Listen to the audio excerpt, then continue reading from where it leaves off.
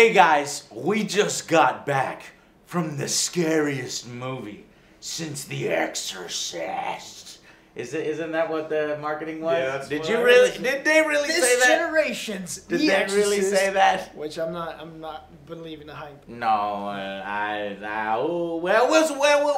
you can't compare that to The Exorcist. I like Joe. Yeah, okay. Okay, so here's, so we just got back from a horror film, and I was really excited about this one. This is one that I saw trailers for, and I could just feel that atmosphere just oozing off the movie. It looked good. It looked terrifying. It looked like it had great, acting in it. And ultimately, all of those things are true. For me, the acting by, knew I was going to forget her name. Toni Collette. This is one of the best performances I've ever seen for, a distraught mother dealing with loss and this family dynamic. It is called Hereditary. So extremely well done acting. I really think she was an amazing actress. Mm-hmm. Even you have to admit the performance here was amazing. She did good. I will give you that. There you go.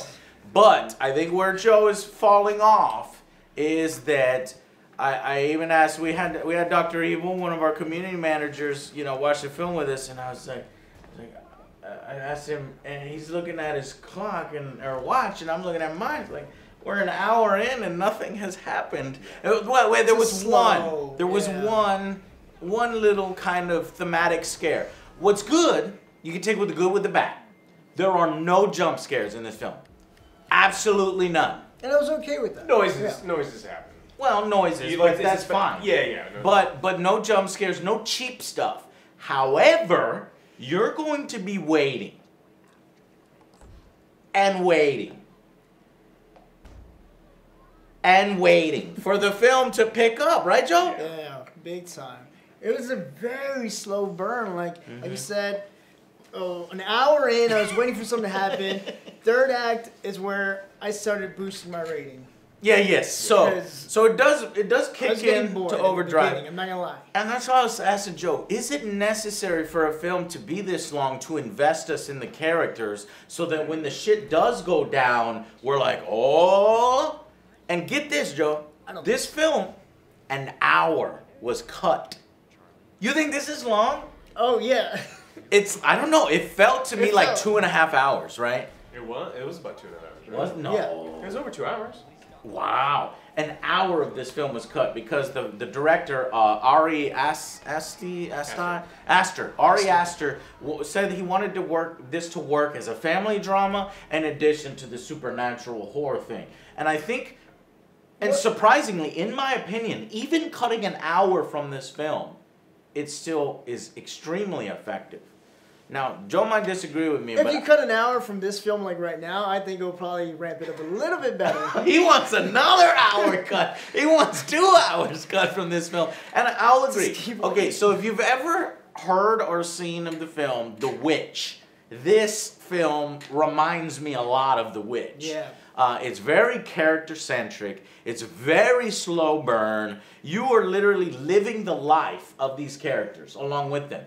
And that's very hard for films to do. And you have to really give it to a film when they can correctly execute that enough to where you're interested and you don't get bored and you believe everything that's happening. And in this film, I believed everything that was happening. There was not a single moment that broke my immersion or that I said,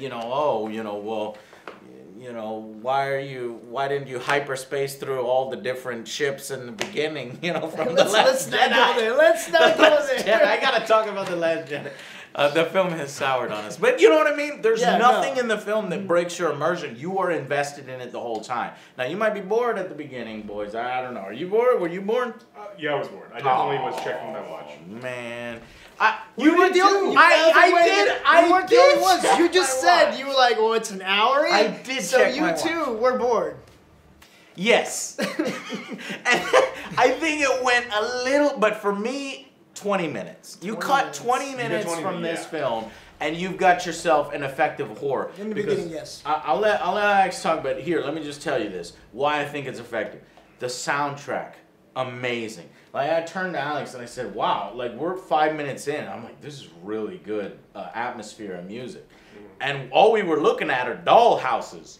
I mean, which doesn't really factor into the film at all. I thought it was going to play more. Yeah, that was going to play a really cool part. Like, oh, maybe the dollhouse scenes play out and then it plays out in real life. But no, it's almost just that's her fucking job. And when she feels stuff, it goes into her work. And so a little bit, but not as much as I thought. But anyway, so yeah, the music, the cinematography, the acting.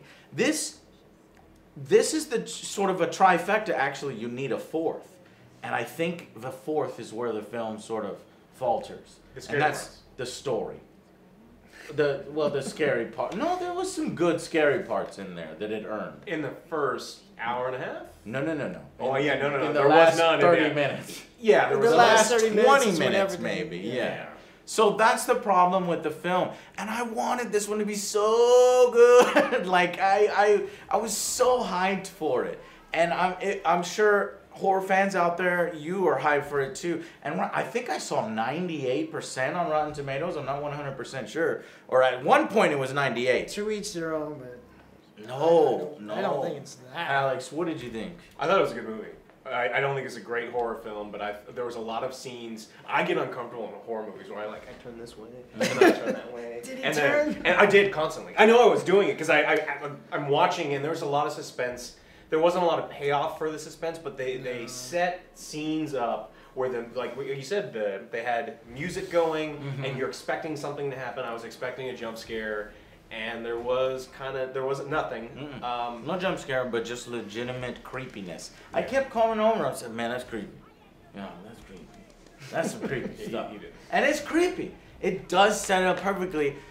It's difficult for me to put my finger on, but I'll tell you, there are some. You know how there are films where it's greater than the sum of its parts. In fact, for me, this film is actually lesser than the sum of its parts because the acting.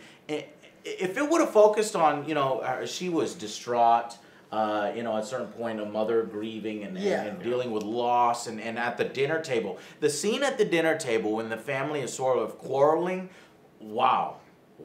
I mean, one of the best acted scenes I've seen and really made me believe that this family is in turmoil. And great scene. But it really, but that's not what you take away from the movie. By the end of the movie, in that final act, you're like, what? Yeah, it kind of wrapped up a little quickly, and I wanted to get more into what actually happened throughout the movie.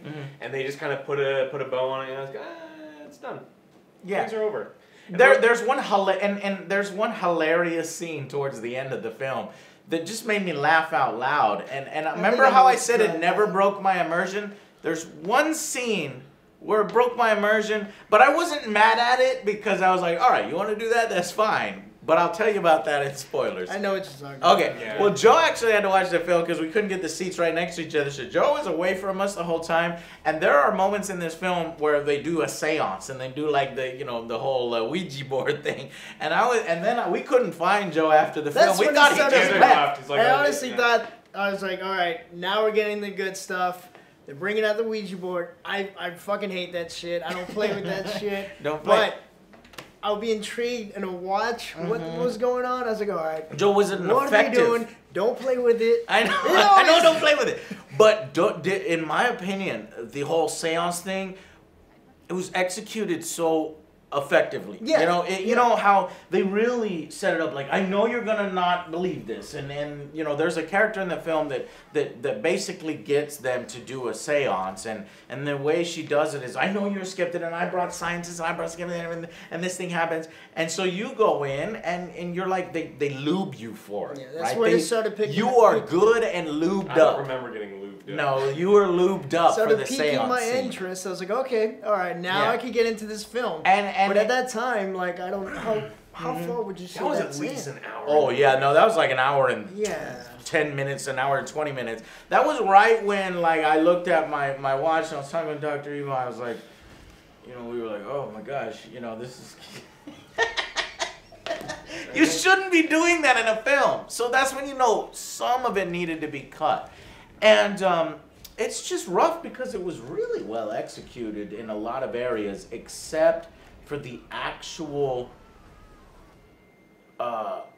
maybe it's the ending that just didn't. It wrapped it up too quick. Yeah, I was thinking they should cut out like 30 minutes from the beginning and add more to the ending. Yes. Do some more. Yes, Yeah. because once you get into the third act, it really does ramp up, and this is where I think all the critics were, aha, you know, you string a critic along, and then by the third act, if you really give that payoff, and I'm sitting over here, I'm like looking at my fucking watch, I bet you all these critics did the same thing, right? And then they're like, okay, that paid off, but for the casual movie-going audience, and we're kind of a mixture of the two. Yeah. We're still saying like, well, I was kind of really bored during that first portion, and then they want to do in marketing compared to Exorcist. This is our generation's Exorcist. At least that's what they told me. I don't know if it's No, true. it is. And I'll be like, well, no, hell no. In the Exorcist, there was no. Well, I'm checking my watch, and I'm like, are we gonna ramp up here?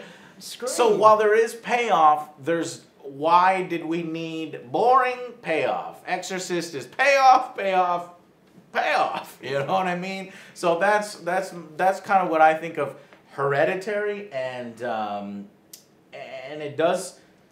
If you love horror, if you're a horror aficionado, you're gonna like this film. You're gonna appreciate it. Even someone who's just warm on, like, I don't love horror movies. I'm warm on them, and I like this movie. This movie wasn't bad. We've dumped on this movie quite a bit.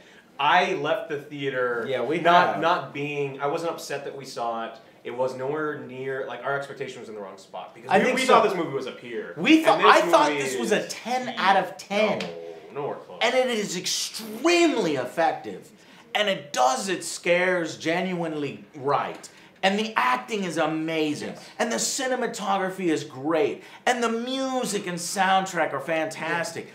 But like I said, it just doesn't come together right. And it gives you a payoff at the end, just like the end of The Witch. It's almost that exact same reveal kind of thing. But you're just like, why did it take so long to get here? I would have loved to see this a lot sooner and then expand on this portion. The problem with you cut it right when it was getting good.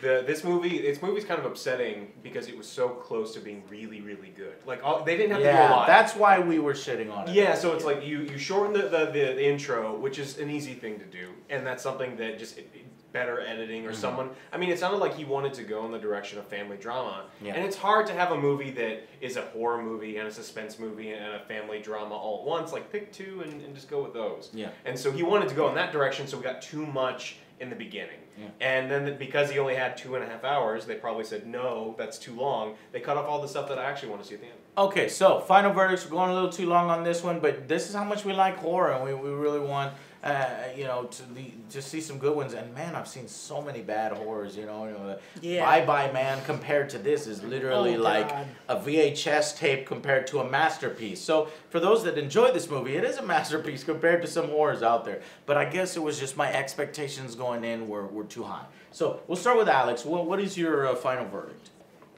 I think this is a 7. Mm-hmm. This is an above-average film.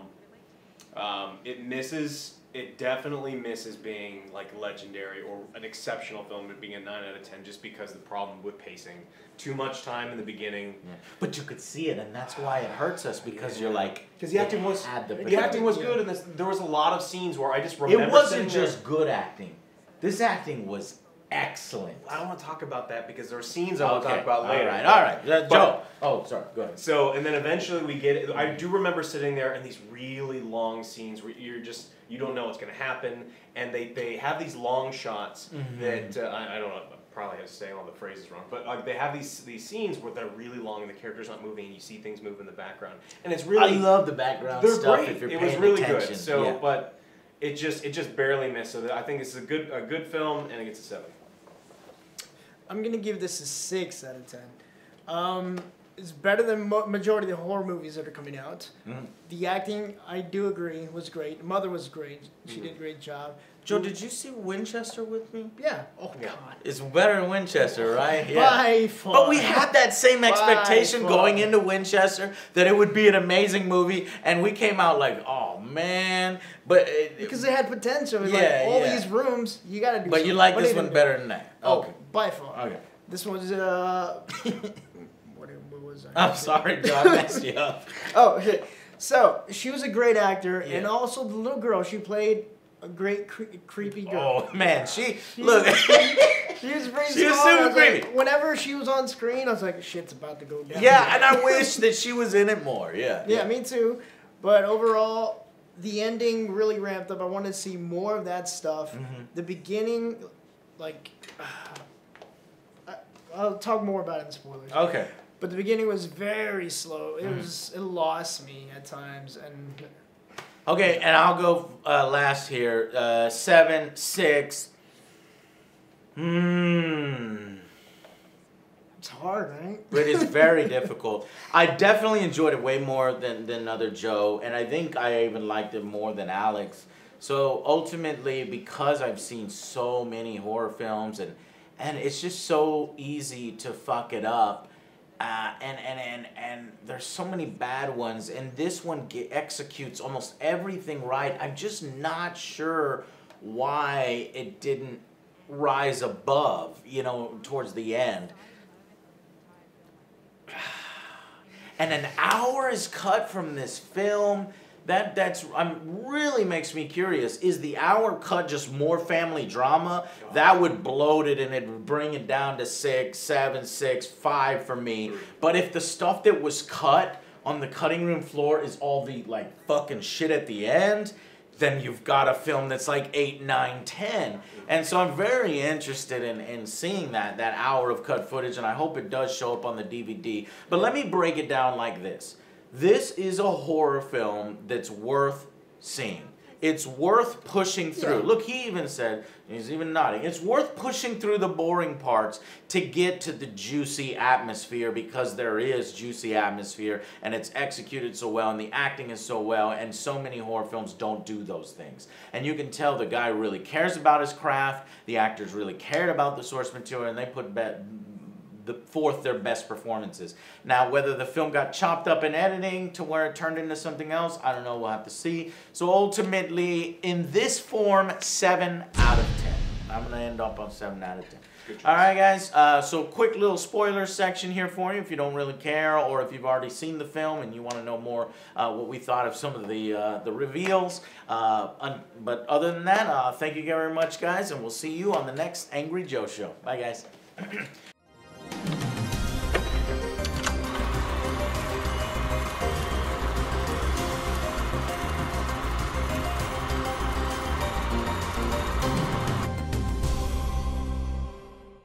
Okay, so How do we get 30 minutes into this film, and then we find out that the mother tried to light her kids on fire? And you're spitting all over me. Oh, I'm sorry about that. Hey, it happens from time to time. I just spit all over the place. Oh yeah, no, yeah. So that's the thing I wanted to ask you. It was like 30 to 45 minutes in this film. She casually mentions that she almost burned herself and her children alive. Mm-hmm. That's something that's kind of, and they're like, man, her son's kind of a dick. And like she mentions it a bunch of the time, and it's like, well, you tried to burn him alive. And her husband is very cold towards her. Yes. And this is an extremely important part of the film, and it's one that you can miss in an instant. Yeah. And I was listening, and I couldn't quite grasp the scene, like all the characters involved, because they're just talking about something that happened off screen. So was it her child, her husband, and her that she doused it all? No, both her kids. They shared a room. Both kids shared a room, the Both little kids girl and and the her. son. And she walks in and she covers them both in paint thinner. And But herself. not the husband. Not the husband. No. He's in another room. Okay. And then she lights a match. Okay. And then her She son wakes starts up or screaming. Right. The son starts screaming, and then she wakes up. But she was about to burn them alive. So she's got sleepwalking issues. And murdering issues. And so that kind of explains we spent a lot of time getting to know why the characters act the way that they do. Yeah. And then they drop this bomb at you on you like 45 minutes in. I liked that though. I thought it was interesting because I was living a day in their lives, and I felt that there was an uneasy undertone there, and I was like, why is this family kind of dysfunctional, and I'm not sure. And then boom, it gets mentioned, and it just makes everything before click, and then everything after that, the tension at the dinner table about, because it's ultimately the son's fault that kills Charlie, this creepy looking girl. He takes her to a party, almost at his mother's insistence, because she wants to involve her in things. Takes her to a party, completely unnecessary, ignores her, goes smokes weed with this girl he likes, comes down, and she's eating cake where she's getting an allergic reaction. Has to rush her to a hospital, sees a dead deer, swerves, and as his sister is out the window trying to grasp for air, bow! Super shocking. Didn't expect that. Because I thought that Charlie character was going to be the character that sort of the grandma possessed, and I thought she was going to be a part of the film. And so I was like, oh, what the shit? And ever since and then after that moment, you're off kilter. Yeah. You're like, well, what's going to happen now? Is she going to come back from the dead? Are they going to possess the boy? Man, it was super interesting after that point. It's just, it had this tendency to drag. And then once you start to get into the Hereditary, the fucking title of the film, that she's going through her old belongings and she realizes that her mother is really into That's not till the cultist end, stuff. I I know, but that's what I'm saying. Yeah. It's like, I wish that would have been in the front. I wanted her to kind of piece not at it the together, front, but kind of like second piece act. it together or something. Yeah. They kept it completely out of the second act. You know what I mean? And it's just only in third act. But that should have been seeping in a lot sooner, and it'd been a little more interesting. So it turns out, I'll spoil it right now, the end of the film is one of those bad endings, and it's sort of like The Rich, where the bad guys win or the evil wins. Ultimately, they were this cult, and you'll see, they're like smiling in the trailers and waving hi to that creepy Charlie girl. They're all a part of a cult that want to resurrect Pagan or something, not Satan, but one of the 8 princes of hell. And he gets resurrected at the end, but he needs a male body. And you learn that in the third act of the film, but they make it seem like it's the female they're going to resurrect into, Charlie's character, but no, apparently the demon's always been in Charlie. We don't know whether it's been in Charlie since her birth, or whether the grandma, who took real interest in Charlie and fed her and breastfed her and basically weaned her, was just trying to protect her body so that eventually they did a seance to where it goes into her first and they'll find a human body later. And I think that's what it is, because now I'm remembering when the one scene of exposition where they talk about sort of the family history, there was another male brother or something where he just went crazy and killed himself because he said, they're trying to put something in me, so he killed himself. So maybe that's why they were like, well, fuck, okay, let's put it in her, and then we'll wait until we have another male to do this seance. So ultimately, and that's why you see in the trailer the kid freaking out in school and stuff, and he's really well acted, and I believed his sort of fall into insanity and possession. So very well done from that guy. But yeah, they win at the end, and he goes into the attic, running from his mother, his mother has been ultimately super possessed. Yes. By who? We don't know. But she gives in to her she was possessed sleepwalking. by that demon. And then she can fly. No, she's not possessed by a demon, Joe. Yeah. By that Charlie one. Not. And then once the guy jumps out the window, you didn't see the thing? She's not possessed by We Charlie. saw it go in him, but you didn't see it go in her. It just... Yeah, you did. Well, you see her, her husband burns alive, and then something snaps, and then she gets, a different facial expression. What I love is that this film does such a good job of marring reality with supernatural. It's one of the best realities. Characters explaining, please believe me. No one turned any goddamn lights on. Here's how I'm going to convince you to believe me that shit is going down and we need to burn this book. And it was so well executed. So he's like, okay, I'll go and burn the book. And he turns, he's like, no, I can't support this anymore. I truly don't believe you. So there goes the trope. But then she grabs the book and throws it in. But it turns out instead of burning her, as it did before, it burns him. But maybe that was all psychological, and in the trailer. And she was already sleepwalking this whole thing. So all that stuff we were looking at wasn't real, and she just probably just took a match to him, poured kerosene all over him, and then just burned him. We don't know. And this is the kind of mind games that the director plays with you, that she's already lost to whatever it is. But she never got possessed by But then she Charlie. could fly. She did, yeah, she could fly, so that's why I didn't understand that. Oh, they cut the hour off.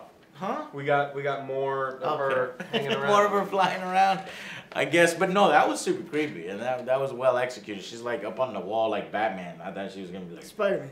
Fear me. No, Batman. You remember? Yeah. Superman vs. Batman. And then right when he slowly turns to look at her, she takes off. But she's like, It's weird. she's like crawling, but it's crawling through the air. So it looked very weird. I've never seen it in another horror film, but I liked it. I liked it. We just got so little of it. Yeah, but the one scene that we laughed, that broke immersion, that I was trying to tell you guys in the review, is when he becomes possessed, or when he goes into the attic running away from his mother, which is a really creepy scene because she's slamming her head into the door trying to get out. Not a door, she's on the ceiling slamming her face into trying to get into the attic. It's crazy. It's really cool. So then he's like, You okay, see all and that he's... stuff in the trailer. That's what kind of sucks. Too. Yeah, there's like a lot him of... turning into fire. That's it, because burned. there's so little of the actual payoff, and it's all in this 20-minute segment that the trailer had to cut from that 20-minute segment to make it look like there's more. Yeah. Anyway, so he's up in the attic, and then he sees all these naked old people, and he just Like, kills totally himself. naked. And I'd probably do the same thing. I'd run that. No, because there's some creepy shit going down in there. One of the most harrowing scenes in the film is, you know, there's this sound, and he doesn't know what's going on. He sees all the old people. Then he looks up, and there's his fucking mother, like floating, cutting her own head off with like piano wire. Oh man, that shit was scary, dude. It was crazy. And then you don't get the payoff of her body falling, but you hear it. And because he just fuck this, and jumps out and he kills himself. So he's fucking dead. And at that moment, you see this sort of light go into his body, and you've seen this light here and there in the film, and it goes into his body, and now he is, you know, the demon person. Yeah, the demon person, and or Charlie, but Charlie in a male form now, which is Pagon. And so he's just walking, but one of the first things he does is when he wakes up, you know, he looks over, and he's still kind of disoriented, because I guess when the demon comes from hell, he's disoriented, whatever. But he looks over, and you see this treehouse, and it's a cool little treehouse they've been showing all the time. Very moody, very, you know, cool looking. They would do these things, this red light would always appear in the treehouse. It's just very well executed visually. But this one moment visually, his dead mother is floating. She's like literally has the power of levitation like Magneto. She's headless, and she goes up the ladder, is floating up into this treehouse, and I couldn't help but laugh. It just was funny looking. Also, like you get resurrected and you're like this demon from hell, and you wake up and you're in a treehouse filled with naked old people. It's like, this is the worst welcome to Earth possible. Like, I came out of hell for this. This is gross. Put some Yeah. Poor Pagan. Doesn't even get any hot chicks. Yeah, it's like, where are all He's the at the young main one. devil No, they're like, worshippers? no, fuck I that. know, right? They just get a bunch of old people with A lot of old saggy ass men balls just hanging and out pits and not good. All right. Sorry about that, Pagan, but you know, if you're gonna come to Earth, we're gonna fuck you over with old people. So fuck you. All right. So yeah, a film that has great atmosphere. Really slow burn. There's a bit of payoff, but we wanted more. And yeah, I don't know what the trend is of bad guys winning lately, but Satanists will love this film. My mom would literally kill me if she knew I watched this. So yeah, don't tell my mom. Tell her it's a family drama. No. All right, guys. Thank you so much for watching. We'll see you on the next Angry Joe Show. Bye, guys.